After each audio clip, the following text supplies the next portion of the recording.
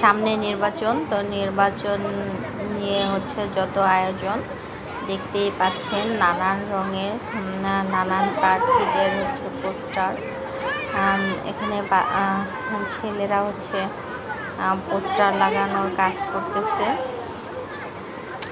চারিদিকেও খুব সুন্দরভাবে পোস্টার দিয়ে সাজানো হয়েছিল।